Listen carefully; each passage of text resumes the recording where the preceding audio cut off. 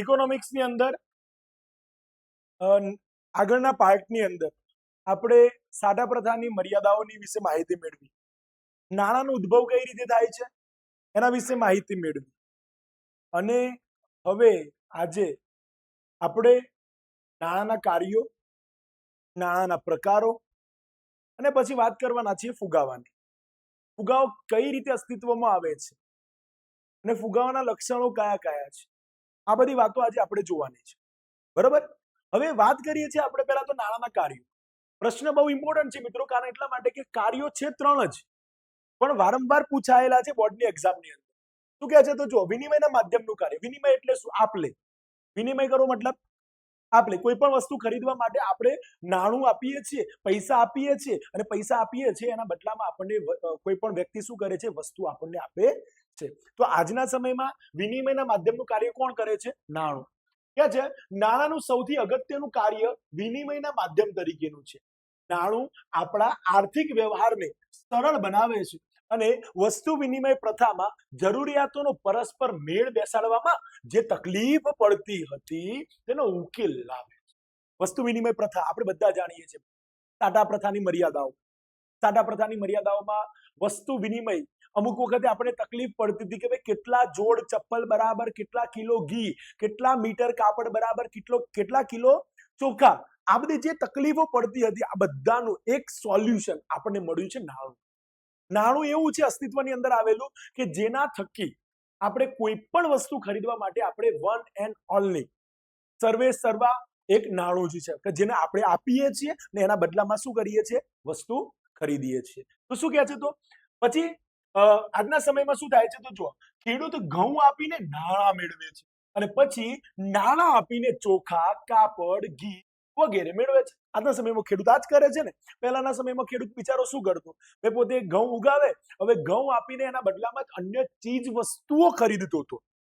શું કરતો હતો? ચીજ વસ્તુઓ ખરીદતો હતો. અને આજનો ખેડૂત કઈ રીતે પોતે પોતાનું જીવન નિભાવે છે? તો સાહેબ ઘઉં ઉગાવ્યા છે તો ઘઉં પોતે માર્કેટ યાર્ડની અંદર વેચશે અને વેચીને પોતે શું કરશે? વેચીને શું કરશે? પોતે પૈસા એના બદલામાં શું લેશે? પૈસા. અને પૈસા મેળવશે તો પૈસા મેળવીને શું કરે છે? એની જીવન જરૂરિયાત ચીજ વસ્તુઓ પોતે ખરીદે છે. અને સાથે સાથે કહે છે કે બચત કરીને ભવિષ્યની વસ્તુઓ અને સેવાઓ પણ મેળવે છે. પૈસા બચત બી થઈ શકે છે, સ્ટોર બી થઈ શકે છે. અને કહે છે મૂળભૂત રીતે જરૂરિયાતો સંતોષવા માટે ઉપયોગી વસ્તુઓ અને સેવાઓ ખરીદવા નાણાંનો માધ્યમ તરીકે ઉપયોગ થઈ શકે છે. આજના સમયની અંદર વ્યક્તિ પોતે પોતાની જોડે જે પૈસા છે, જે નાણું છે, એ નાણાંનો ઉપયોગ કરીને પોતાના જીવનની બેઝિકમાં બેઝિક ચીજ વસ્તુઓ ખરીદી શકે છે, અથવા તો જે મોજ શોખની ચીજ વસ્તુઓ છે ને એ પણ ખરીદી શકે છે. ખરીદી શકે છે કે નહીં? મતલબ કહેવામાં એ આવે કે ભાઈ માણસ નાણાં થકી જીવનની અંદર અર્થ વ્યવહારો નો પોતે એક આસાનીથી ઉપયોગ કરી શકે છે. કોના આધારે? નાણાંના આધારે. હવે છેલ્લે કહે છે બીજું, મૂલ્યના સંગ્રાહક તરીકેનું કાર્ય. સંગ્રાહક તરીકેનું કાર્ય મતલબ પૈસા સ્ટોર કરી શકાય છે, પૈસા ભેગા કરી શકાય છે.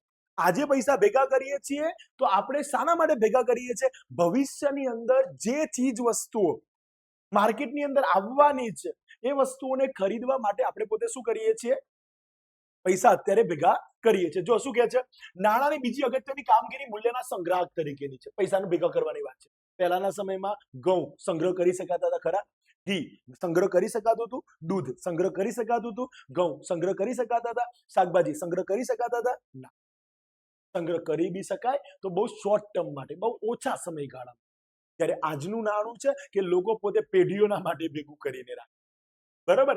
કે છે કે વ્યક્તિ પોતે ઉત્પન્ન કરેલ વસ્તુ કે સેવાને આપીને અન્ય વસ્તુ કે સેવા મેળવતું, પણ ભવિષ્યમાં વસ્તુ કે સેવા મેળવવા માટે તેને બચત કેવી રીતે કરવી તે પ્રશ્ન હતો. સાદા પ્રથાની અંદર આ પ્રશ્ન હતો ને કે ભાઈ ભવિષ્યની અંદર મારે પૈસાની જરૂર છે, તો ભવિષ્યની અંદર મારે પૈસા જો ખૂટી જશે તો વસ્તુઓ મને નહીં મળે તો, આ પ્રશ્ન પહેલા હતો, પણ હવે પ્રશ્ન રહ્યો નથી. શું કહે છે? નાણાં દ્વારા તે વિનિમય મૂલ્યનો સંગ્રહ કરી શકે છે. અનાજ કે પશુના સ્વરૂપમાં મૂલ્યનો સંગ્રહ લાંબા સમય સુધી શક્ય ન હતો. હવે ક્યાં છે? નાણું આ બાબતમાં વધુ સફળ પુરવાર થયું છે. નાણું કેવું થયેલું છે? સફળ, સક્સેસ. કેમ? કારણ કે નાણું એટલા માટે સક્સેસ છે કારણ કે એને સ્ટોર કરી શકાય છે, એની બચત કરી શકાય. અને લોંગ ટર્મ સુધી સાચવી શકાય. અને એની બચત કરવા માટે આજના સમયની અંદર બેંકો પોતે બહુ મોટી ભૂમિકા ભજવે છે. કેમ બેંકો શું ભૂમિકા ભજવે છે? બેંકો પોતે માણસના નાણાંને સેવ કરે છે, બચાવે છે. આજના સમયની અંદર જો ચોરી, લૂંટફાટ આ પ્રકારના ડરથી માણસને પોતાના પૈસા જો બચાવવામાં તકલીફ પડતી હોય તો બેંક પાસે પોતાના પૈસા બચાવી શકે. અને એના પછી કહે છે નાણાંના સ્વરૂપમાં મૂલ્યનો સંગ્રહ પણ સરળ છે. અનાજ વેચી નાણું મેળવી નાણાંના સ્વરૂપમાં મૂલ્યનો સંગ્રહ થાય અને પછી જ્યારે જરૂર હોય ત્યારે તેના દ્વારા વસ્તુ કે સેવા ખરીદી પણ શકાય છે. જ્યારે પૈસા પછી આપણા જોડે પડી જ રહેવાના છે ને ભાઈ, પૈસા આજે નહીં તો આવતીકાલે ઉપયોગમાં આવશે. માર્કેટની અંદરથી વસ્તુઓ ખરીદવા માટે પૈસાની જરૂર પડશે. આજે મેં પૈસા ભેગા કરીને રાખ્યા તો આવતીકાલની તૈયારી કરી છે મેં. તો આવતીકાલની શું તૈયારી કરી છે? તો આવતીકાલે મારે જે ભૂખ, ખોરાક, કપડા, રહેઠાણ આ બધીની જે જરૂરિયાતો હશે એ જરૂરિયાતોને પૂર્ણ કરવા માટે હું પૈસાનો ઉપયોગ કરવાનો છું. સિમ્પલ છે. હવે એના પછી શું કહે છે? મૂલ્યના સંગ્રાહક તરીકે નાણું સફળ હોવાથી જ તેને વિલંબિત ચૂકવણીનું ધોરણ પણ અપાય છે. હપ્તા સિસ્ટમ. હપ્તા સિસ્ટમ કરો છો ને તમે બધા. આઈફોન લાવ્યા તો સાહેબ હપ્તા ઉપર લાવ્યા. દર મહિને 10,000 ભરું છું સાહેબ. આ હપ્તા સિસ્ટમ. ફ્રીજ ઘણા બધાના ઘરમાં આવે છે, અથવા ઘણા બધા લોકો હોમ લોન લે છે, ઘર ઉપર લોન લે છે, ઘર બનાવવા માટે પૈસા ઉધાર લાવે છે અને હપ્તા સિસ્ટમથી પૈસા ચૂકવે છે. તો વિલંબિત નાણું એટલે કે બહુ સમય પછી ધીમે ધીમે ધીમે કરીને આપણે બધા પૈસા ચૂકતે કરીએ છીએ. આ એક આજના સમયમાં જે નાણું છે ને એનાથી જ શક્ય બને છે. પ્રાચીન સમયમાં જે વસ્તુ નાણું હતું ને એનાથી શક્ય બને નહીં. અને બીજું છેલ્લે એવું કહે છે કે ધિરાણની આખી જ વ્યવસ્થા, ઉધાર, ખરીદ વેચાણની પદ્ધતિ અને હપ્તા પદ્ધતિના પાયામાં કોણ? નાણાંનું આ લક્ષણ જ મદદરૂપ બને છે. આ આજના સમયની અંદર જે નાણું છે ને એ હપ્તા સિસ્ટમની અંદર આપણે મદદ કરે છે કે નથી કરતું? હપ્તા તમારે પૈસા, અત્યારે પૈસા નથી તમારા જોડે અને તમારે શું કરવું છે? ઘરની અંદર કોઈ જરૂરિયાત ચીજ વસ્તુ છે, એ ચીજ વસ્તુ તમારે લાવવી છે તો તમે શું કરશો? કોઈ દુકાન વાળા જોડેથી હપ્તા ઉપર ફ્રીજ લાવી શકો છો, કોઈ પણ વસ્તુ લાવી શકાય છે એટલે હપ્તા ઉપર. અને પછી ધીમે ધીમે આપણે શું કરીએ છીએ? વિલંબ કરીને, સમય માંગીને ધીમે ધીમે આપણે શું કરીએ છીએ? પૈસા એને ચૂકવીએ છીએ. તો આજના નાણાંથી આ શક્ય છે, જે પહેલાના નાણાંથી આ શક્ય હતું નહીં. પહેલાના નાણાંથી શક્ય હતું. પહેલાનું નાણું શું હતું? તો વસ્તુ નાણું હતું. સમજ પડે છે? અને એના પછી કહે છે મૂલ્યના માપદંડ તરીકેનું કાર્ય. મૂલ્યના માપદંડ તરીકેનું કાર્યનો મતલબ, હોટલની અંદર જમવા માટે જાઓ છો કોઈ દિવસે, હવે હોટલની અંદર જમવા માટે જઈએ ને ત્યારે એક મેન્યુ કાર્ડ આપવામાં આવે.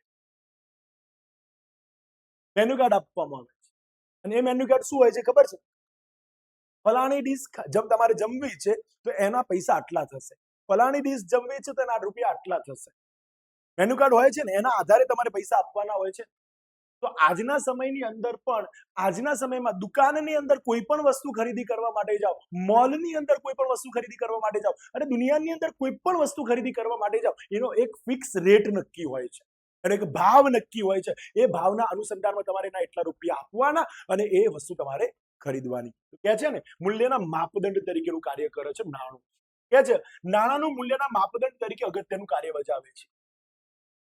વસ્તુ વિનિમય પ્રથામાં દરેક વસ્તુનું વિનિમય મૂલ્ય યાદ રાખવું પડતું હતું. પહેલા યાદ રાખવું પડતું હતું ભાઈ 1 કિલો ઘી બરાબર 10 કિલો ચોખા, આટલું યાદ રાખવું પડતું હતું. હવે 1 કિલો ઘી બરાબર 10 મીટર કાપડ, આ બધું યાદ રાખવું પડતું હતું. આમાં યાદ નથી.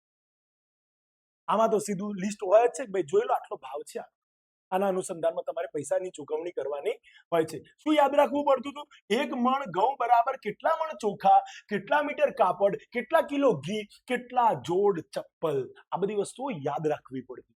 ત્યારે સાદા પ્રથામાં, વસ્તુ વિનિમય પ્રથાની અંદર આ બધી વસ્તુઓ શું કરવી પડતી હતી? યાદ રાખવી પડતી હતી. પણ નાણું આ કાર્યને કેવું બનાવે છે? સરળ બનાવે છે.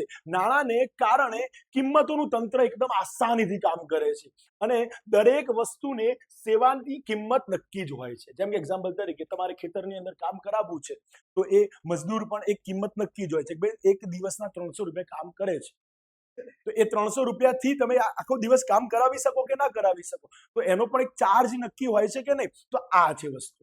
સેવા કે વસ્તુના બદલામાં જે ચૂકવણી કરવામાં આવે છે એ છે નાણું. સેવાના બદલામાં કે પછી વસ્તુના બદલામાં તમે શું ચૂકવો છો એને? નાણું જ આપો છો ને, તો નાણું એ શું છે? સર્વે સર્વા કહી શકાય, બધા જ લોકો જેને એક્સેપ્ટ કરે છે એ નાણું, બરોબર. અને છેલ્લે છેલ્લે ક્યાં છે કે નાણું મૂલ્યનો તુલનાત્મક અભ્યાસ સરળ બનાવે છે, માટે નિર્ણયોની પ્રક્રિયા એકદમ ઝડપથી થાય છે. આસાનીથી આપણને ખબર પડી જાય છે કે ભાઈ એક્ઝામ્પલ તરીકે કોઈ વ્યક્તિના જોડે દુકાનમાં તમે કોઈ વસ્તુ ખરીદી કરવા માટે ગયા છો, અને વસ્તુ ખરીદી કરવા માટે ગયેલા હોય ત્યારે તમે ભાવતાલ કરાવો છો એના જોડે. કેવો ભાવતાલ કરાવો છો? ભાઈ 1000 રૂપિયાની વસ્તુ છે, તમને ખબર પડે ભાઈ 800 રૂપિયામાં આપવા માટે તૈયાર છે, તો તમે તૈયાર એ વસ્તુને શું કરો છો? ખરીદી લો છો. કેમ? કારણ કે ત્યાં નાણાંનું વેલ્યુ તમને અસલ ખબર પડે છે. કઈ રીતે ખબર પડે છે? સાહેબ 1000 ની વસ્તુ છે ને 800 માં મળી રહી છે, મતલબ કે સસ્તા ભાવે મળી આપણે વસ્તુ ખરીદીએ છીએ. સમજ પડે છે? અસલ નાણાંનું વેલ્યુએશન ત્યાં જોવા મળે છે. અને છેલ્લે નાણાંના પ્રકારો જોઈ લો. નાણાંના પ્રકારો કયા કયા છે? ડાયરેક્ટ આજ પ્રશ્ન જોઈ લેજો. નાણાંના પ્રકારો મોસ્ટ આઈએમપી પ્રશ્ન છે. કયા કયા છે? વસ્તુ નાણું, પશુ નાણું, ધાતુ નાણું, કાગદી નાણું, પ્લાસ્ટિક નાણું, બેંક નાણું. બેંક નાણું એટલે કે અદ્રશ્ય કે ઈ મની. આજના સમયમાં પહેલું વસ્તુ નાણું, તો આપણે હાલ જે વાત કરી વસ્તુના બદલામાં વસ્તુ. પશુ નાણું, તો પશુને નાણાંના સ્વરૂપમાં જોવામાં આવતા હતા. કયા કયા પ્રાણીઓને કયા કયા પશુઓને નાણાંના સ્વરૂપમાં જોવામાં આવતા હતા? ગાય, ભેંસ અને ઘોડો. એના પછી ધાતુનું નાણું આવ્યું. ધાતુ નાણું આવ્યું મતલબ કે રાજા મહારાજાઓના સમયની અંદર સિક્કાઓ આવ્યા. એના પછી ભારત સરકાર દ્વારા કાગળનું નાણું આવ્યું, જે આજના સમયમાં આપણે પોતે યુઝ કરીએ જ છીએ, પૈસા. અને એના પછી પ્લાસ્ટિક નાણું આવ્યું. પ્લાસ્ટિક નાણું એટલે કે ATM, credit card, debit card. એના પછી બેંક નાણું આવ્યું. બેંક નાણું એટલે કે એ શબ્દ એનો સમજાવીને લખેલો છે, અદ્રશ્ય કે ઈ મની. એટલે કે ઈ મનીનો મતલબ થાય Google Pay, PhonePe, Paytm નો જે તમે ઉપયોગ કરો છો, જેમાં તમે પૈસા જોઈ શકતા નથી, જસ્ટ આંકડા લખવામાં આવે છે અને પૈસા ટ્રાન્ઝેક્શન થઈ જાય છે. તો આટલી બધી નાણાંના પ્રકારો, 6 પ્રકારો છે. વારંવાર પૂછાય છે આ પ્રશ્ન, તૈયાર કરી લેવું, યાદ રહેશે. સમજાય છે? ઓકે, ચલો હવે આગળ વાત કરીએ આપણે ફુગાવો, જે મેન ટોપિક છે મિત્રો. મેન ટોપિક કેમ? ફુગાવો ક્યારે સર્જાય? ફુગાવો ક્યારે સર્જાય? મારો કહેવાનો મતલબ એટલો છે, સિમ્પલ વસ્તુ છે. માર્કેટની અંદર ચીજ વસ્તુઓ ઓછી છે, લોકોના જોડે પૈસા વધારે છે. જ્યારે ઓછી વસ્તુને વધારે પૈસા જ્યારે પકડવા માટે દોડે ત્યારે શું સર્જાય છે? ફુગાવો. સમજાય? ના સમજાય? એક વસ્તુ તમને સમજાય. કોરોનાનો સમય હતો અને સમાચાર મળ્યા કે સાહેબ આવતીકાલથી લોકડાઉન થવાનું છે. હવે લોકડાઉન થવાનું છે, જેવી લોકોને જેવા બધા લોકોને સમાચાર મળે, બધા લોકો માર્કેટ તરફ દોડે. કેમ? કારણ કે ઘરની અંદર ચીજ વસ્તુઓ ભરવા માટે. લોકડાઉન ખબર નહીં કેટલા દિવસ સુધી ચાલશે, તો સાહેબ એટલા દિવસ માટેનો મારે શું કરવું પડશે? માલ સામાન સ્ટોર કરવો પડશે. હવે ઘણા બધા લોકો જથ્થાબંધ વસ્તુઓ પોતે શું કરતા હતા? ખરીદી કરતા હતા. માર્કેટની અંદર વસ્તુઓ કેટલી હતી? ઓછી. લોકો જોડે પૈસા કેટલા હતા? વધારે. ત્યારે શું થયું ખબર છે? એ જે વસ્તુઓ માર્કેટની અંદર હતી ને, એ વસ્તુના ભાવ કેવા થઈ ગયા? વધી ગયા. જે વસ્તુ 5 રૂપિયાની કે 10 રૂપિયાની મળતી હતી, એ વસ્તુ માર્કેટની અંદર એનાથી ડબલ ભાવે વેચાવા લાગી. તો આ કહેવાય સિચ્યુએશનને ફુગાવો. ત્યારે ઓછી વસ્તુને વધારે નાણું પકડવા માટે દોડે ત્યારે શું થાય છે? ફુગાવો. સિમ્પલ વસ્તુ જો, સામાન્ય રીતે ભાવ વધારો એટલે ફુગાવો. પસંદાનો ભાવ વધી જાય એટલે શું કહેવાય? ફુગાવો કહી શકાય. અમારે આ થાય છે ને. જેમ કે એક્ઝામ્પલ તરીકે હમણાં સાબર ડેરી દ્વારા શું કરવામાં આવેલું હતું? સાબર ડેરીની અંદર ખેડૂતો દ્વારા આંદોલન કરવામાં આવેલું હતું દૂધ ન ભરાવવા માટેનું. બરોબર. હવે દૂધ ન ભરાવવા માટે આંદોલન જે કરવામાં આવેલું હતું, એની અંદર ફુગાવાની સ્થિતિઓ અચંદાની જોવા મળવાની જ હતી, એટલામાં દૂધ વેચાતું થઈ ગયું. શું ફુગાવાની સ્થિતિ જોવા મળવાની હતી? જો વધારે લોંગ ટર્મ સમય સુધી જો માર્કેટ એટલે સાબર ડેરીની અંદર દૂધ ન જાત, તો દૂધમાંથી કોઈ વસ્તુ બનતી નહીં, અને વસ્તુ ના બનતી તો માર્કેટની અંદર જેટલી વસ્તુઓ હતી એ વસ્તુના શું થઈ જાત? ભાવ વધી જાત. અને ભાવ વધી જાય તો શું થાય? શું સર્જાય? ફુગાવો. ચલો, એના પછી ફુગાવો એ આર્થિક સમસ્યા છે. આર્થિક એટલે કે અર્થતંત્રને જોડતી સમસ્યા છે. અને ક્યાં છે? નાણાકીય ઘટના પણ છે. પૈસાને લગતી વાત છે ને ભાઈ, નાણાકીય ઘટના પણ છે. અને સામાન્ય પ્રજા ચીજ વસ્તુના ભાવ વધારાને ફુગાવો માને છે. ભાવ વધારો થાય સામાન્ય પ્રજા એટલે ભાઈ ફુગાવો છે સાહેબ, અત્યારે ભાવ કેટલો બધો થઈ ગયો છે સાહેબ, ખાલી થોડીક વસ્તુ ખરીદવી હોય તો બી કેટલા રૂપિયા આલવા. આ સામાન્ય પ્રજા આવું માને છે. શું કહે છે સાહેબ, થોડી વસ્તુ ખરીદવી હોય તો એ વસ્તુ પૈસા વધારે આલવા પડે છે, ફુગાવો નથી તો શું છે? એટલે કે સામાન્ય પ્રજા જે છે ને એ ભાવ વધારાને શું માને છે? ફુગાવો. તો શું કહે છે? પરંતુ અર્થશાસ્ત્રમાં ફુગાવાનો અર્થ સ્પષ્ટ આપવાનો પ્રયત્ન થયેલો છે. પહેલું તો કહે છે ડોક્ટર A.P. લર્નર શું વ્યાખ્યા આપી રહ્યા છે ફુગાવાની? વસ્તુના પુરવઠા કરતા તેની વધારે પ્રમાણમાં માંગ થાય તે સ્થિતિને ફુગાવો કહેવાય છે. એપી લર્નર શું કહી રહેલા છે? વસ્તુ જેટલી છે માર્કેટમાં એના કરતા વધારે માંગ વધી જાય. માંગ વધી જાય તો શું થાય? ફુગાવો થઈ જાય કે ના થઈ જાય? વસ્તુ ઓછી છે અને માંગ વધારે છે ત્યારે શું થશે? શું થશે? વસ્તુ માર્કેટમાં કેટલી છે? ઓછી છે. અને એક્ઝામ્પલ તરીકે તમે તમારી વાત કરો કે તમે તમારી દુકાન લઈને બેસેલા છો, બરાબર? હવે શાકભાજીની દુકાન લઈને બેસેલા છો, બસ શાકભાજીની માર્કેટની અંદર દુકાન લઈને બેઠેલા છો, તમારી જ દુકાન બચેલી છે, બધી દુકાનો બંધ થઈ ગયેલી છે અને ખરીદવા વાળા ઘણા બધા લોકો આવ્યા છે, બરાબર? જેમ કે એક્ઝામ્પલ તરીકે સબ્જીની વાત કરું તો બટેકા, તો બટેકા તમારે ત્યાં 25 લોકો એક સાથે ખરીદવા માટે આવ્યા છે, તો તમે શું કરશો? ભાવ વધારી દેશો ને? શું થશે? એક સાથે 25 લોકો આવ્યા છે ભાઈ, કે જે 50 રૂપિયાના મળતા હતા ને એ હવે શું કરવાના? તમે 100 રૂપિયા કે 150 રૂપિયા વેચવાના. તો આને અસલ સ્થિતિને આને શું કહેવામાં આવે છે? ફુગાવો. તો બીજું કોણ કહે છે? Doctor A.C. પીગુ. પીગુ શું વ્યાખ્યા આપે છે? તો વાસ્તવિક આવક કરતા નાણાકીય આવક વધારે ઝડપથી વધે તેને ફુગાવો કહે છે. વાસ્તવિક આવક કરતા નાણાકીય આવક વધે. માર્કેટની અંદર જેટલી આવક આવે, એક્ઝામ્પલ તરીકે માર્કેટમાં ખબર પડી જાય કે બધાના ઘેર કરોડો રૂપિયા આવી ગયા છે, તો લોકો શું કરશે? વધારે પ્રમાણમાં ખરીદી કરશે. અને વધારે પ્રમાણમાં ખરીદી કરશે તો માર્કેટની અંદર વસ્તુઓ રહેવાની કે નહીં રહેવાની? નહીં રહે. વધશે વસ્તુ માર્કેટમાં? વધશે નહીં વધે. કેમ? કારણ કે ભાઈ પરિસ્થિતિ કેવી નિર્માણ પામી છે કે ભાઈ લોકોના જોડે તો બહુ બધા પૈસા છે પણ વસ્તુઓ માર્કેટમાં નથી, જેના કારણે વસ્તુનું વેલ્યુ શું થઈ જવાનું? એક નાનકડું ઉદાહરણ આપો. કોઈ દિવસે તમે મેચ જોવા માટે ગયેલા છો સ્ટેડિયમમાં. સ્ટેડિયમમાં મેચ જોવા માટે જઈએ ને ત્યારે 20 રૂપિયાની પાણીની જે બોટલ હોય ને સાહેબ, એ કેટલા રૂપિયા મળે છે? 50 કે 100 રૂપિયા પહોંચી જાય છે. કેમ? માંગ વધારે હોય છે. શું હોય છે? માંગ. લોકો વધારે પ્રમાણમાં માંગે છે અને વધારે પ્રમાણમાં માંગતા હોય ને વસ્તુ એ વખતે ના હોય, તેના કારણે શું થાય છે? ભાવ વધારો. ચોખ્ખો ભાવ વધારો જોવા મળે છે કે નથી મળતું? તો આને શું કહેવાય? કહી શકાય કે ના કહી શકાય? હજુ બીજું શું કહે છે તો જુઓ કે ભાવ સપાટીમાં થતા સતત અને સર્વગ્રાહી વધારો એ ફુગાવો છે, જેમાં નાણાંની ખરીદ શક્તિ સતત ઘટે છે. Doctor J.M. કેન્સ માને છે કે ફુગાવાની સાચી સ્થિતિ સાધનોને પૂર્ણ રોજગારી પછી પણ નાણાકીય આવક વધે તો સર્જાય છે. અને આમ ફુગાવાની વિવિધ વ્યાખ્યાના આધારે ફુગાવાની લાક્ષણિકતાઓને સ્પષ્ટ કરી. લક્ષણો વારંવાર પૂછાય છે. આના વારંવાર પૂછાય છે એટલા માટે આપણે એક વખત જોઈ લઈએ આને.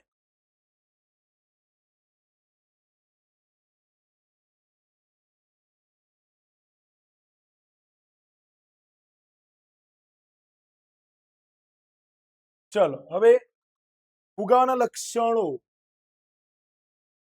ક્યારે કહી શકાય કે ફુગાવો છે? પહેલું, ભાવ સપાટીમાં સતત વધારો થાય ત્યારે. પહેલું તો આ તો ખબર જ છે. ભાવ સપાટીમાં સતત વધારો થાય એટલે શું? ભાવ સપાટીમાં સતત વધારો થાય એટલે ફુગાવો. અર્થતંત્રમાં બધા જ ક્ષેત્રોમાં ભાવ વધે. કોઈ એક ક્ષેત્રમાં નહીં, બધા જ ક્ષેત્રોમાં. એક્ઝામ્પલ તરીકે પેટ્રોલ મોંઘું થયું. હવે પેટ્રોલ મોંઘું થયું તો પેટ્રોલ સાથે જોડાયેલી જેટલી પણ ચીજ વસ્તુઓ હશે ને બધી મોંઘી થઈ જશે. જેમ કે ટ્રાન્સપોર્ટેશન મતલબ કે એક જગ્યાએથી બીજી જગ્યાએ જવા આવવા માટે જે બસો અથવા તો અત્યારે પ્રાઇવેટ જે વ્હીકલ જે માર્કેટમાં ફરે છે, ઇકો અથવા તો જીપ અથવા તો બીજી અન્ય જે ગાડીઓ, રિક્ષાઓ જે પોતે માર્કેટની અંદર ફરે છે, એના ભાડામાં શું થવાનું? વધારો થઈ જવાનો. અથવા બીજી વસ્તુ કહું કે કાચો માલ ખેતરમાંથી લઈને કંપની સુધી પહોંચાડવા માટે અથવા તો ફેક્ટરી સુધી પહોંચાડવા માટે શાનો ઉપયોગ કરવામાં આવે છે? વ્હીકલનો જ ને. તો જે કાચો માલ જે કાચા ભાવે એટલે કે સસ્તા ભાવે જે કાચો માલ મળતો હતો ને એ હવે કાચો માલ કેવો થઈ ગયો? મોંઘા ભાવે પડવા લાગ્યો, કારણ કે પેટ્રોલનો ભાવ વધ્યો ને સાહેબ. પેટ્રોલનો ભાવ વધે તો પેટ્રોલનો ભાવ બી ત્યાં ગણવામાં આવે કે ના આવે? હવે એ વધ્યો તો જેના કારણે એ વસ્તુ માર્કેટમાં જ્યારે વેચાશે ને ત્યારે કેવી વેચાશે? મોંઘા ભાવે જ વેચાવાની ને. હવે જેમ કે આ પેટ્રોલિયમ છે ને, એ દરેક વસ્તુ સાથે સંકળાયેલી છે. જો પેટ્રોલનો ભાવ વધે તો દરેક ચીજ વસ્તુનો ભાવ વધે છે. એટલા જ માટે કહે છે કે અર્થતંત્રમાં બધા જ ક્ષેત્રોમાં, કોઈ એક ક્ષેત્રમાં નહીં, ખાલી શાકભાજીનો ભાવ વધી જવાથી ફુગાવો કહેવાય નહીં. બધા જ વસ્તુઓનો ભાવ વધી જાય એને શું કહેવામાં આવે છે? ફુગાવો. અને નાણાંનું મૂલ્ય, ખરીદ શક્તિ ઘટતું જાય છે, નાણાંનું વેલ્યુ ઘટતું જાય છે. 5 રૂપિયાનું પાર્લેજીનું બિસ્કિટ જે મળતું હતું, હવે સાહેબ 10 રૂપિયામાં મળે છે. તો મને એટલું કહો, વેલ્યુ રૂપિયાનું વધ્યું કે બિસ્કિટનું વધ્યું? કોનું વધ્યું? બિસ્કિટનું વધ્યું ને. કેમ? કારણ કે 5 રૂપિયાનું, પહેલા 5 રૂપિયામાં સાહેબ આવડું મોટું બિસ્કિટ આવતું હતું, અને એ જ બિસ્કિટ હવે 10 રૂપિયામાં આવે છે. હવે 10 રૂપિયામાં આવે છે. તો નાણાંનું વેલ્યુ કેવું થયું? ઘટ્યું, અને વસ્તુનું વેલ્યુ વધી ગયું. તો આ એક ફુગાવાની ચિહ્ન છે કે નહીં? અને એના પછી બીજું એક કહે છે, પૂર્ણ રોજગારીની સ્થિતિ પછી વધતી ભાવ સપાટી એટલે ફુગાવો. પૂર્ણ રોજગારીની સ્થિતિ, યાર તમે 2000 રૂપિયા કમાતા હતા, 2000 ની અંદર તમારું ઘર બાર એક ધીમે ધીમે ધીમે ધીમે ધીમે ચાલતું હતું, અને આજે તમારો પગાર થયો 10,000 રૂપિયા, અને 10,000 જેવો પગાર થયો તો સામે ભાવ બી વધી ગયો. એ ભાવ વધી ગયો તો તમે તો જેવા હતા ને એવા જ થઈને ઉભા રહ્યા ને. 2000 માં જે ઘર ચાલતું હતું એ હવે કેટલામાં ચાલશે? 10,000 માં ચાલશે. એટલે આ અસલ સ્થિતિ કહેવાય. પૂર્ણ રોજગારી, જોરદાર તમને રોજગારી મળી ગઈ, એના પછી પણ ભાવ સપાટીની અંદર શું થાય? વધારો થાય. એને શું કહેવામાં આવે છે? ફુગાવો. સમજ પડે છે? અને એના પછી કે છે, ફુગાવાને સમજવા માટે અન્ય કેટલીક બાબતો પણ ધ્યાનમાં લેવી જોઈએ. જેમ કે સરકારે કાયદા દ્વારા, સબસિડી દ્વારા ભાવ સપાટી દબાવી રાખી હોય તો ભાવ ન વધતા હોવા છતાં ફુગાવો છે, જેને દાબેલો ફુગાવો, 110% પૂછાવા વાળી વ્યાખ્યા, દાબેલો ફુગાવો કોને કહેવામાં આવે છે? સરકારે ભાવ કેવા કરી રાખ્યા હોય? દબાવી રાખ્યા હોય. કઈ રીતે? એક્ઝામ્પલ તરીકે, ખાતરો અત્યારે માર્કેટની અંદર મળે છે, ખાતર મળે છે. સરકાર પોતે ખેડૂતોને સસ્તા ભાવે એ ખાતર મળે, એના માટે સરકાર પોતે શું કરે છે? ભાવને કેવા કરી રાખે છે? દબાવી રાખે છે. એક્ઝામ્પલ તરીકે સોલર પેનલ. સોલર પેનલ તમારા બધાના ઘરે કદાચ લગાવેલી હશે. તો આમ અત્યારે સરકાર સબસિડી આપે છે, તો સોલર પેનલ આપણને પડે છે 70 થી 80,000 રૂપિયાની આજુબાજુ. ત્યારે એ જ વસ્તુ આપણે પ્રાઇવેટ સેક્ટર જોડેથી જો ખરીદવા માટે જઈએ છીએ તો એ આપણને 1.5 લાખ કે 2 લાખની આજુબાજુ પડે છે. તો સરકારે શું કર્યું છે? સોલર પેનલના ભાવ વધારે પડતા વધી ન જાય એના માટે સરકારે ભાવને કેવા કરી રાખ્યા છે? દબાવી રાખ્યા છે. અને કઈ રીતે દબાવી રાખ્યા છે? તો એના ઉપર સબસિડી નાખીને, સબસિડી આપીને સરકારે પોતે શું કર્યું છે? ભાવને કંટ્રોલ કરી રાખ્યા છે. એટલા માટે આવો ફુગાવો જે ભાવ વધવા દેતો નથી, એને દાબેલો ફુગાવો કહેવાય. કયો ફુગાવો? દાબેલો. અને એના પછી જો અર્થતંત્રમાં ટૂંકા સમય માટે, હવે આ જોરદાર શબ્દ છે મિત્રો, ફુગાવો ક્યારે નથી? ક્યારે કહી શકાય ફુગાવો નથી? તો અર્થતંત્રની અંદર ટૂંકા ગાળા માટે ખાલી ભાવ વધ્યો હોય. એક્ઝામ્પલ તરીકે, ભાઈ ફલાણા દેશની અંદર યુદ્ધ થયું, અને યુદ્ધ થયું જેના કારણે આપણા દેશની અંદર પેટ્રોલનો ભાવ વધી ગયો. તો પેટ્રોલનો ભાવ વધી ગયો, ત્યાં પેલા દેશની અંદર યુદ્ધ બંધ થઈ, અને યુદ્ધ બંધ થઈ જવાના કારણે પેટ્રોલનો ભાવ ફરીથી કેવો થઈ ગયો? ઘટી ગયો. તો થોડાક જ સમય માટે ભાવ વધ્યો હતો ને, તો આને ફુગાવો કહેવાય નહીં. જો શોર્ટ ટર્મ માટે જો ભાવ વધારો થાય ને તો એને ફુગાવો કહેવાય નહીં. અહીંયા કહે છે ને, જો અર્થતંત્રમાં ટૂંકા સમય માટે અમુક જ સેવા કે વસ્તુ માટે ભાવ વધારો લાગુ પડ્યો હોય તો પણ તે ફુગાવો નથી. એ ફુગાવો કહી શકાય નહીં. અને છેલ્લે કહે છે, અર્થતંત્રમાં સાધનો બેકાર પડ્યા હોય ત્યારે ઉત્પાદકો વધુ ઉત્પાદન કરવા પ્રેરાય છે. આથી આ સાધનો કામે લાગશે અને ઉત્પાદન વધતા ભાવો ઘટશે. માર્કેટની અંદર ભાવ વધી રહ્યો, સમજાય કે? એક નાનકડું ઉદાહરણ આપો. માર્કેટની અંદર શું થઈ રહેલું છે? ભાવ વધી રહેલો છે. કેમ ભાવ વધે છે? કારણ કે માર્કેટમાં વસ્તુ છે નહીં, ચીજ વસ્તુ નથી, એના કારણે ભાવ વધે છે. તો સાહેબ, માર્કેટની અંદર ચીજ વસ્તુઓ વધારે પ્રમાણમાં પ્રોવાઈડ આપણે કઈ રીતે કરી શકીએ? તો ત્યારે કરી શકીએ જે મશીનરી હાલ સ્ટોપ છે, જેનો યુઝ થઈ રહેલો નથી, એનો ફરીથી યુઝ કરવામાં આવે અને વધારે ઉત્પાદન કરવામાં આવે, અને વધારે ઉત્પાદન કરીને વધારે વસ્તુ માર્કેટમાં લાવવામાં આવે ને, તો ફુગાવાને કંટ્રોલ કરી શકાય કે ના કરી શકાય? વસ્તુ સમજાય છે? તો આ જ કહી રહેલું છું કે અર્થતંત્રમાં સાધનો બેકાર પડ્યા હોય ત્યારે ઉત્પાદકો વધુ ઉત્પાદન કરવા પ્રેરાય છે, અને આથી આ સાધનો કામે લાગશે અને ઉત્પાદન વધતા ભાવો ઘટશે. ટૂંકમાં, પૂર્ણ રોજગારીની સ્થિતિ પછી અર્થતંત્રમાં બધા જ ક્ષેત્રોમાં ભાવ સપાટી સતત વધ્યા કરે તેને શું કહેવામાં આવે છે? ફુગાવો કહેવામાં આવે છે. ચલો, ફુગાવાના કારણો તો 2 જ મિત્રો. આવો પ્રશ્ન શોર્ટ ક્વેશ્ચન ની અંદર પૂછાય છે. ફુગાવાના મુખ્ય કારણો કેટલા? તો 2. માંગમાં વધારો અને ખર્ચમાં વધારો. માંગમાં વધારો થાય એટલે તો આપણને ખબર છે સાહેબ, માર્કેટની અંદર જોરદાર માંગ વધી જાય, વસ્તુ હોય નહીં માર્કેટમાં, તો શું થશે? શું થશે? ફુગાવો થશે. હવે ખર્ચમાં વધારો કોને કહેવાય? તો ખર્ચમાં વધારો, જેમ કે કોઈ વસ્તુ છે, કોઈ વેફર બનાવવાની વાત કરું એક્ઝામ્પલ તરીકે, વેફર બનાવવા વાળી કંપની છે. હવે વેફર બનાવવા વાળી કંપનીને જે કાચો માલ છે ને એ બહુ સસ્તા દરે મળે છે, તો એ વેફર 5 રૂપિયાની અંદર માર્કેટમાં વેચે છે. પણ હવે એ કાચો માલ જ, જે કાચો માલ છે ને એ મોંઘો થવા લાગ્યો. કાચો માલ એને વધારે પૈસા આપીને હવે ખર્ચ કરીને શું કરવો પડે છે? ખરીદવો પડે છે. તો હવે એ ચીજ વસ્તુનો ભાવ વધવાના કે નહીં વધવાના? તો આને ખર્ચ પ્રેરિત ફુગાવો. ખર્ચને, જે વસ્તુનું ઉત્પાદન કરવાના ખર્ચમાં વધારો થાય તો એના કારણે જો ભાવ વધ્યો હોય તેને ખર્ચ પ્રેરિત ફુગાવો કહેવાય છે. ચલો આપણે સમજવાની કોશિશ કરીએ. તો પહેલા તો એટલું જોઈ લેજો, ફુગાવાના મુખ્ય 2 કારણ, માંગમાં વધારો અને બીજું કયું છે? ખર્ચમાં વધારો. ચલો માંગમાં વધારો જોઈ લો. વસ્તુની માંગમાં વધારો થવાના કારણે વસ્તુની કિંમતમાં વધારો થાય છે. એ તો છે, વસ્તુની માંગમાં વધારો થયો સાહેબ, તો શું થશે? કિંમતમાં વધારો થવાનો જ છે યાર, સિમ્પલ છે. અને જો વસ્તુની માંગ વધે ત્યારે વસ્તુના પુરવઠામાં વધારો થઈ શકે તેમ ન હોય, અને થાય તો પણ ખૂબ ધીમા દરે વધારો થતો હોય, તો કે પરિસ્થિતિ થશે? વસ્તુની કિંમતમાં વધારો થાય. કહેવાનો મતલબ શું છે? માર્કેટની અંદર વસ્તુઓ ઓછી હોય, માર્કેટની અંદર વસ્તુ કેવી હોય? ઓછી હોય, અને માંગ વધારે હોય, તો ફુગાવો કેવો થશે? વધશે. ફુગાવો જોવા મળશે કે નહીં મળે? ભાવ વધારો થશે કે નહીં થાય? અને બીજું વસ્તુ એ બી કે છે, માર્કેટની અંદર એ પરિસ્થિતિનું નિર્માણ થશે કે સાહેબ વસ્તુ આવે છે તો ખરી, પણ બહુ ધીમા દરે આવે છે, બહુ ઓછા પ્રમાણમાં વસ્તુઓ આવે છે, તો પણ ભાવ વધવા, જેટલી જરૂર છે એટલી તો નથી આવતી ને, ના, તો શું થશે? ફુગાવો જોવા મળે છે. હવે કે છે કે અર્થતંત્રમાં માંગ વધવાના કારણે જો ફુગાવો સર્જાય તો આવા ફુગાવા, આ અંડરલાઈન કરી લેજો, અર્થતંત્રમાં માંગ વધવાના કારણે જો ફુગાવો સર્જાય, આવા ફુગાવાને માંગ પ્રેરિત ફુગાવો કહે. અને વસ્તુની માંગમાં વધારો થવાના કારણો નીચે મુજબ છે. વસ્તુની માંગમાં કેમ વધારો થાય છે? કેમ લોકો વધારે પડતી વસ્તુની માંગ કરે છે?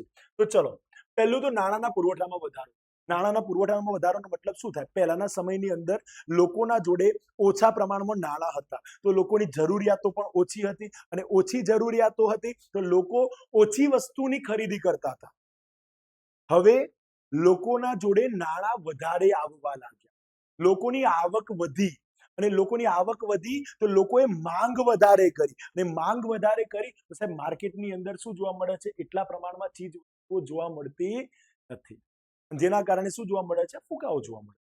સીધી હજુ એક બીજી વાત, પહેલા વ્યક્તિ બેરોજગાર હતો, કમાણી કરતો નહોતો, તો જે થોડા પૈસા કમાતો હતો એનાથી થોડું જીવન, એકદમ બેઝિકમાં બેઝિક જરૂરિયાતો પોતે પૂરી કરી લેતો હતો. ખોરાક, રહેઠાણ, કપડા, બસ આટલી જરૂરિયાતો પૂરી કરી લેતો હતો. હવે એને નોકરી મળી, અને નોકરી મળે છે એટલે શું થાય છે? પૈસા કમાતો થાય છે, અને પૈસા વધારે કમાયો તો જેના કારણે શું થશે? આવક વધી, અને આવક વધી તો જેના કારણે બેઝિક ચીજ વસ્તુઓ તો ખરીદે જ છે, પણ સાથે સાથે શું ખરીદતો થયો? હવે મોજ શોખની ચીજ વસ્તુઓ પણ ખરીદતો થયો, અને મોજ શોખની ચીજ વસ્તુઓ ખરીદતો થયો, જેના કારણે એક વ્યક્તિના કારણે નહીં, આવા હજારો લોકો વધારે આવક મેળવતા થયા, અને વધારે પ્રમાણમાં આવક મેળવતા થયા, જેના કારણે માર્કેટ ઉપર શું કરે છે? માંગ વધારે છે. અને માર્કેટમાં માંગ વધે, અને માર્કેટમાં ચીજ વસ્તુઓ જ્યારે અવેલેબલ ના હોય ત્યારે શું ઉત્પન્ન થાય છે? ભાવ વધારો ઉત્પન્ન થાય છે કે નહીં? અને વસ્તુ શું કહે છે? જો નાણાવાદીઓ ફુગાવાને સંપૂર્ણપણે કઈ ઘટના માને છે? નાણાકીય. તેમના મતે દેશમાં નાણાંનો પુરવઠો વધવાથી લોકોની નાણાકીય આવકમાં વધારે થાય છે, મતલબ કે દેશની અંદર પૈસા લોકો વધારે કમાય છે, જેના કારણે પૈસા એમના જોડે વધારે આવે છે, અને આવકો વધતા લોકો વસ્તુઓ અને સેવાઓની માંગમાં વધારો કરે. તમારા જોડે તમે ખુદ છો, અત્યારે કંઈ કમાતા નથી, પણ જ્યારે તમે કમાતા થશો ત્યારે તમારી પોતાની જરૂરિયાતો સંતોષવા માટે તમે કોના ઉપર ડિપેન્ડ રહેવાના?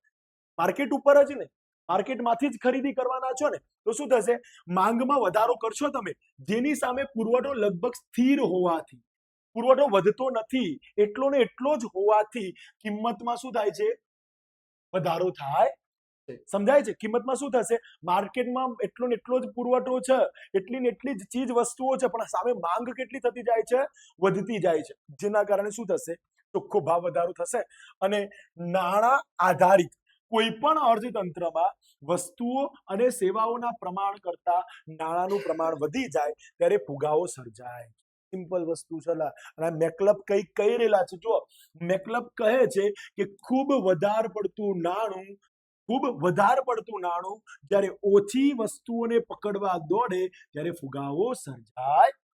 વધારે પડતું નાણું જ્યારે ઓછી વસ્તુઓને પકડવા માટે દોડે ત્યારે શું સર્જાય છે?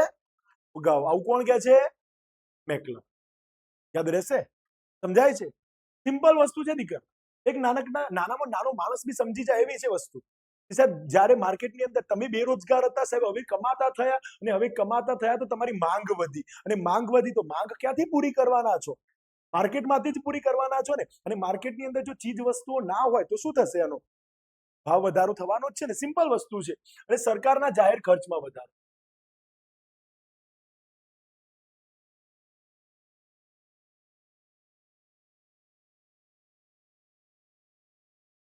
સરકારના જાહેર ખર્ચમાં વધારો.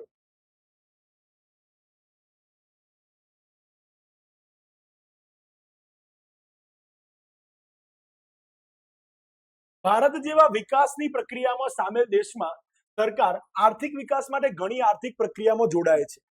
આંતરમૂડી માળખાનું સર્જન, પાયાની જરૂરિયાતો પૂરી પાડવી કે રોજગારીનું સર્જન કરવું જેવી પ્રવૃત્તિઓમાં સરકાર જાહેર ખર્ચ કરે છે, જેનાથી દેશમાં નાણાંનો પુરવઠો વધે છે, લોકોની આવકમાં વધારો થાય છે અને માંગમાં વધારો થતા ભાવ વધારો સર્જાય છે. જો સરકાર દેશમાં વસ્તુઓ અને સેવાઓના ઉત્પાદન કરતા વધારે મોટા પ્રમાણમાં નાણાંનો પુરવઠો અર્થતંત્રમાં મૂકે અથવા તો જાહેર ખર્ચ કરે તો ફુગાવો વધારે વેગ પડે. ભારત એ વિકાસશીલ દેશ છે અને વિકાસશીલ દેશ હોવાના કારણે ભારતની અંદર સરકાર શું કરે છે? અવનવા પ્રોજેક્ટ ભારત દેશની અંદર મૂકતી જ હોય છે. અવનવી કંપનીઓ ભારતની અંદર ખુલતી જ હોય છે. અવનવા કારખાના ભારતની અંદર ખુલતા જ હોય છે. જેના કારણે બેરોજગાર લોકો રોજગારી મેળવવા માટે ત્યાં જાય છે અને એ રોજગારી મેળવે છે. જેના કારણે એમની આવકમાં વધારો થાય છે અને આવકમાં વધારો થવાના કારણે શું થાય છે? માંગમાં વધારો થાય. શું થાય છે? માંગમાં વધારો થાય. લોકોના જોડે આવક વધશે તો લોકો કોના ઉપર ડિપેન્ડન્ટ રહેશે? માર્કેટ ઉપર જ. માર્કેટની અંદરથી ચીજ વસ્તુઓનું શું કરશે? વધારે પ્રમાણમાં માંગ કરશે. જેના કારણે ના મળવાના કારણે શું થાય છે? ભાવ વધારો સર્જાતો હોય છે. અને વસ્તીમાં વધારો, વસ્તી વધે તો બી ભાઈ પરિસ્થિતિ સર્જાય ને કે ના સર્જાય? વસ્તી આ મોટામાં મોટું પ્રોબ્લેમ છે. શું કે છે? ભારતમાં અંડરલાઈન કરી નાખજો, ભારતમાં સરેરાશ 2% દરે વસ્તી વધારે છે. વસ્તીએ માંગ વૃદ્ધિનું દબાણ ઊભું કર્યું છે. સતત વધતી વસ્તી રોજિંદા વપરાશની ચીજ વસ્તુઓની માંગમાં વધારો કરે અને વધતી વસ્તીની માંગ પૂરી ન થઈ શકે ત્યારે ભાવ સપાટીમાં વધારો થાય છે. ભાઈ પબ્લિક પહેલા 1950 ની અંદર વાત કરીએ તો 37 કરોડ પબ્લિક હતી સાહેબ. આજે 125 વર્ષ પછી, 125 વર્ષ એટલે કે એવું કહી શકાય કે 75 વર્ષ પછીનો સમયગાળાની જો વાત કરવામાં આવે, 1950 પછીના 75 વર્ષના સમયગાળાની જો વાત કરવામાં આવે તો સાહેબ આજે 142 કરોડ પબ્લિક, 142 કરોડ પબ્લિકની જીવન જરૂરિયાત ચીજ વસ્તુઓ શું કેટલી કઈ વસ્તુઓની જીવન જરૂરિયાતમાં ના આવતી? દરેક વસ્તુ એમના જીવન જરૂરિયાતમાં આવતી હશે કે નહીં આવતી? અને જો એ વસ્તુ બધી કઈ જગ્યાએથી ખરીદવાના લોકો? માર્કેટ ઉપરથી ખરીદવાના ને. અને માર્કેટની અંદર જ્યારે ચીજ વસ્તુઓ ના હોય ત્યારે શું સર્જાશે? ફુગાવો સર્જાશે. દર વર્ષે 2% દરે વૃદ્ધિ દર થાય છે સાહેબ. આટલી બધી પબ્લિક જ્યારે વધતી હોય અને આ બધી પબ્લિકની જરૂરિયાતો પણ વધતી હોય અને જરૂરિયાતો વધતી હોય ત્યારે માર્કેટની અંદર એ જરૂરિયાતોના પ્રમાણની અંદર વસ્તુઓ ના હોય ત્યારે શું થશે? ફુગાવો. માંગમાં વધારો થવાના કારણે શું થશે? ફુગાવો. તો આને માંગ પ્રેરિત ફુગાવો કહી શકાય. એટલે ખર્ચમાં વધારો. ખર્ચમાં વધારો શું કહે છે? જો મેં તમને પહેલા જ વ્યાખ્યા કહી દીધી મિત્રો.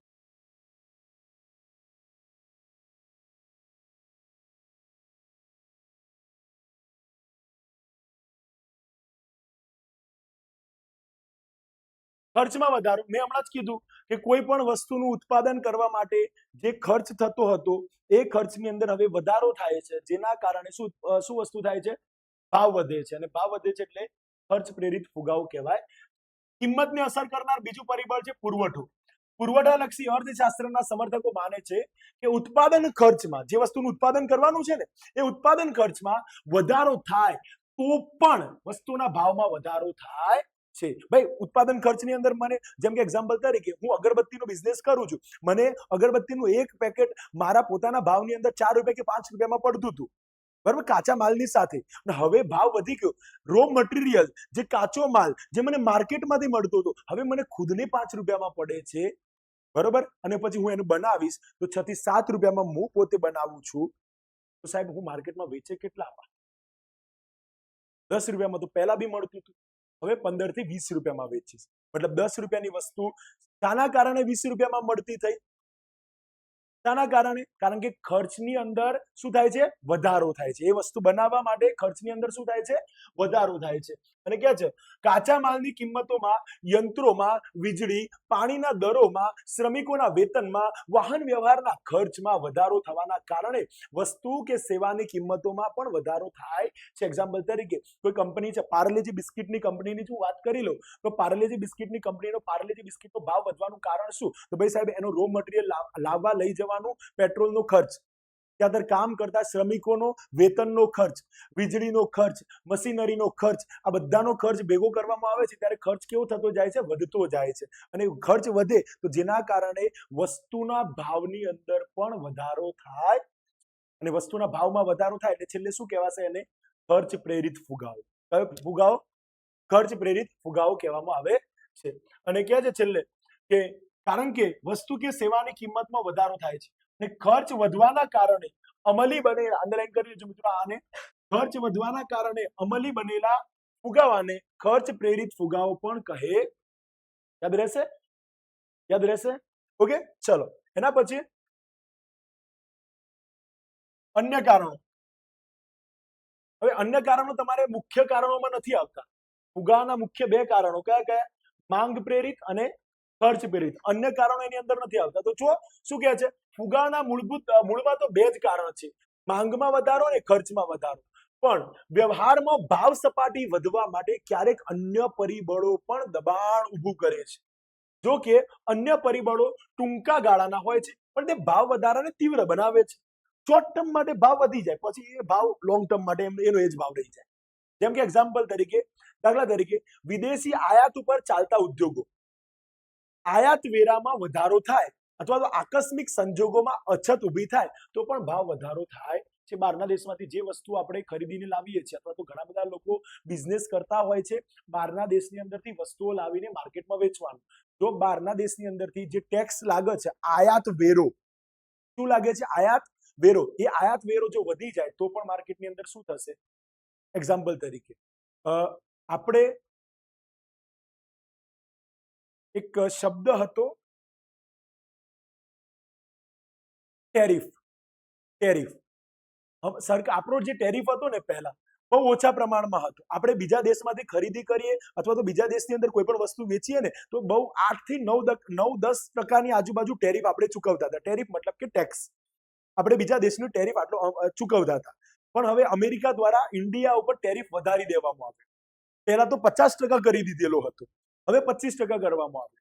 25%નો મતલબ શું થાય? તમે બહારના દેશમાંથી 1 લાખ રૂપિયાની વસ્તુ ખરીદો છો તો તમારે એક્સ્ટ્રા 25,000 રૂપિયા તમારે આપવા પડશે. શાના સ્વરૂપમાં? ટેક્સના સ્વરૂપમાં. તો આ ટેરિફ વધી જવાના કારણે પણ ભાવની અંદર શું થાય છે? વધારો જોવા મળે છે. બરોબર. આઈફોન, તમે બહારના દેશમાંથી લાખ રૂપિયાનો તમારે આઈફોન છે, પણ તમારા એના ઉપર ટેક્સ લાગે છે, આયાત વેરો લાગે છે, જે બધું, જેમ કે એક્ઝામ્પલ તરીકે એના પર 25% બીજો ટેક્સ લાગે છે, તો એ જ આઈફોન, લાખ રૂપિયાનો આઈફોન તમને કેટલામાં પડશે ઘરમાં? 1 લાખ ઉપર, એટલે કે 1,25,000 ની આજુબાજુ પડશે કે નહીં પડે? એના કરતા પણ વધારે અપલામાં પડશે. મતલબ કે આના કારણે પણ ભાવ વધારો જોવા મળે છે. અને મૂળભૂત રીતે તો માંગમાં અને ઉત્પાદન ખર્ચમાં જ વધારો થતો હોય છે, પણ તેને અસર કરનારા આ અન્ય પરિબળો સમજવા જરૂરી છે. જેમ કે કરવેરા નીતિ. સરકારની કરવેરા નીતિ ખાસ તો ઊંચા દરે વધતા વેરા વસ્તુના ઉત્પાદન ખર્ચમાં અને કિંમતમાં વધારો કરે છે. માટે ઊંચા કરવેરાના દર ફુગાવા માટે જવાબદાર બની શકે છે. એક્ઝામ્પલ તરીકે એક ફેક્ટરી છે, એ ફેક્ટરીની અંદર પાણીની સુવિધા સરકાર આપે છે, ઇલેક્ટ્રિસિટીની સુવિધા સરકાર આપે છે. જો સરકાર ઇલેક્ટ્રિસિટીની સુવિધાની અંદર ભાવ વધારો કરે, એટલે કે યુનિટનો ભાવ વધારો કરી દે, અથવા પાણી જે ટેક્સ લઈને આપે છે, તમે બધા બી આપણા ઘરમાં પાણી આવે છે ને, તો આપણે વેરો ભરીએ છીએ, એનો ટેક્સ ભરીએ છીએ, તો એ વેરાની અંદર સરકાર ભાવ વધારી દે તો શું થશે? એ કંપનીની અંદર જે પાણી, જે વેરો 25 રૂપિયા કે 50 રૂપિયા હતો એની જગ્યાએ ડબલ કરી દેવામાં આવે, તો કંપની શું કરશે? પોતાની વસ્તુઓ પર પણ ભાવ વધારશે કે નહીં વધારે? તો કહેવાનો મતલબ એ જ છે કે કિંમતમાં વધારો કરે છે, માટે ઊંચા કરવેરાના દર ફુગાવા માટે જવાબદાર બની શકે છે. અને આયાતી વસ્તુની કિંમતમાં વધારો, બહારના દેશમાંથી જે આપણે વસ્તુઓ આયાત કરીએ છીએ ને, એમાં ભારતમાં જરૂરી પેટ્રોલિયમ પેદાશ, મોસ્ટ આઈએમપી ક્વેશ્ચન છે, વારંવાર પૂછાયેલો પ્રશ્ન છે. ભારતમાં જરૂરી પેટ્રોલિયમ પેદાશ આપણે બહારના દેશમાંથી કેટલા ટકા આયાત કરીએ છીએ? 70%. કેટલા ટકા? 70%. કેટલા ટકા? 70% દ્વારા પૂરો પાડવામાં આવે છે. જો આંતરરાષ્ટ્રીય બજારમાં ક્રૂડ ઓઇલના ભાવ વધે, આખા વર્લ્ડ લેવલે પેટ્રોલિયમના ભાવ વધી જાય, તો આપણા પર એની અસર થવાની જ છે ને. તો ક્રૂડ ઓઇલના ભાવ વધે તો પેટ્રોલ ડીઝલના ભાવ વધે છે. અને પેટ્રોલ ડીઝલ એ એવી વસ્તુ છે કે તેના ભાવ વધતા અન્ય અનેક ચીજ વસ્તુના ભાવ વધે છે. મેં હમણાં જ કીધું ને કે ભાઈ પેટ્રોલનો ભાવ વધી જાય તો આખા દેશના અર્થતંત્ર ઉપર અસર એની થાય છે. શાકભાજીમાં બી ભાવ વધી જાય. વસ્તુ સમજમાં આવે છે ને? બરાબર. કારણ એટલા માટે, જેમ કે એક્ઝામ્પલ તરીકે અત્યારે હું ખેડૂતનો દીકરો હોઉં, તો હું પોતે ખેતી કરવા માટે જાઉં, તો મારા ખેતરની અંદર ખેડાણ કરાવવું છે, તો ખેડાણ કરવા માટે ટ્રેક્ટરની જરૂર પડશે. હવે ટ્રેક્ટરની જરૂર પડશે તો ટ્રેક્ટર શાનાથી ચાલે છે? ડીઝલથી ચાલે છે ને. પણ ડીઝલથી ચાલે તો ડીઝલનો ભાવ વધી ગયો, તો ભાવ વધ્યો તો જે વ્યક્તિ પહેલા 500 રૂપિયામાં ખેડી આપતો હતો, હવે 1000 રૂપિયા લે છે. તો એ મને હવે ઉત્પાદન કરવામાં એની પણ મને પણ મોંઘું પડે છે કે નથી પડતું? તો આ વસ્તુ છે. હવે છેલ્લે શું કહે છે? છેલ્લે અછત. જ્યારે કાચા માલની, વીજળી કે ઉત્પાદન માટે જરૂરી કોઈ પણ બાબતની અછત ઊભી થાય ત્યારે તેના ભાવમાં વધારો થાય છે. સિમ્પલ વસ્તુ છે ભાઈ. જે વસ્તુ તમારે બનાવવાની છે, જે વસ્તુ તમારે ઉત્પાદન કરવાનું છે, એ ઉત્પાદન કરવા માટે બધો જ કાચો માલ જોઈએ, પણ એમાંથી કોઈ એકાદો બી કાચો માલ ના મળે, રો મટીરિયલની અંદર ઉણપ ઉત્પન્ન થાય, તો પણ શું થાય છે? કમ્પ્લીટ વસ્તુ બની શકતી નથી, જેના કારણે માર્કેટની અંદર એ વસ્તુ આવી શકતી નથી. અને માર્કેટમાં એ વસ્તુ ના આવે તો શું થશે? એની અછત ઊભી થવાની છે. બરોબર. તો શું કહે છે? જુઓ, તેના ભાવમાં વધારો થાય છે અને ઉત્પાદન પ્રક્રિયામાં સામેલ કોઈ પણ બાબતની, તમે એક્ઝામ્પલ તરીકે સીધી વસ્તુ કહું, તમે હોટલ લઈને બેઠેલા છો, બરોબર, હોટલ લઈને બેઠેલા છો, તો હોટલની અંદર બધા લોકો જમવા માટે આવે છે. હવે માર્કેટની અંદર એક્ઝામ્પલ આપું છું, જો માર્કેટમાં મીઠું જ ના મળતું હોય, મીઠું મળતું જ ના હોય, તો મીઠા વગર કોઈ પણ પકવાન બનાવી શકાય ખરું? અને પકવાન ના બનાવી શકાય, જેના કારણે શું થશે? હોટલ ચાલી જ નહીં શકે ને. તો આના કારણે અછત શાની જોવા મળી? મીઠાની. મીઠું એક કાચો માલ છે. શું બનાવવા માટે? એક સારી ડીશ બનાવવા માટે. તો એ શું છે? કાચો માલ છે. અને એ જો કમ્પ્લીટ આપણને ના મળતું હોય, અરે મીઠું શું, એ કોઈ પણ ડીશ બનાવવા માટે, કોઈ પણ વાનગી બી આપણને ના મળે તો આપણે ડીશ બનાવી શકતા નથી. સિમ્પલ વસ્તુ છે. અને છેલ્લે સામેલ કોઈ પણ અન્ય બાબત, કોઈ પણ બાબતની વ્યાપક અને લાંબા ગાળાની અછત ફુગાવા માટે જવાબદાર બને. જો કોઈ પણ વસ્તુ આપણે બનાવવું છે, એની અંદરથી કોઈ વસ્તુ આપણને નથી મળતી, અને એ નથી મળતી એના કારણે શું ઉત્પન્ન થાય છે? અછત ઉત્પન્ન થાય. અછતના કારણે છે ફુગાવો. બરોબર. આ એક નાનકડા એમસીક્યુ છે. એમસીક્યુ ને જોઈ લો ખાલી. શું છે? વસ્તુ અને સેવાઓના બદલામાં જે સર્વસ્વીકૃત છે તે નાણું છે. આ વ્યાખ્યા કોની છે? કોની છે? કેન્સ. માંગમાં વૃદ્ધિ થવાના કારણે થતા ભાવ વધારાને માંગ પ્રેરિત ફુગાવો કહેવાય. સતત અને સર્વગ્રાહી ભાવ વધારાની સ્થિતિમાં નાણાંનું મૂલ્ય કેવું થાય છે? વસ્તુ સમજો પ્રશ્ન. સતત અને સર્વગ્રાહી ભાવ વધારાની સ્થિતિમાં ભાવ વસ્તુનો વધે છે, નાણું તો ઘટતું જાય છે. નાણાંનું વેલ્યુ કેવું થતું જાય છે? ઘટતું જાય છે, એટલે કે નાણાંનું મૂલ્ય ઘટે છે. હવે સરકારે કાયદા દ્વારા વધતા ભાવોને અટકાવ્યા હોય તો તેવો ભાવ વધારો કયા પ્રકારનો ફુગાવો કહેવાય છે? તો દાબેલો ફુગાવો. અને ફુગાવાની સાચી સ્થિતિ અર્થતંત્રમાં સાધનોની પૂર્ણ રોજગારી બાદ ભાવ વધે ત્યારે સર્જાય છે. આવું કયા અર્થશાસ્ત્રી માને છે? કોણ કે છે આવું? કોણ કે છે? જો ફુગાવાની સાચી સ્થિતિ અર્થતંત્રમાં સાધનોની પૂર્ણ રોજગારી બાદ ભાવ વધે ત્યારે સર્જાય છે. આવું કોણ કહે? રાઉથર નહીં આવે મિત્રો, માર્શલ બી નહીં આવે. કોણ આવશે? જુઓ અહીંયા છે, તમે હાલ જ વ્યાખ્યા જોઈ છે મિત્રો.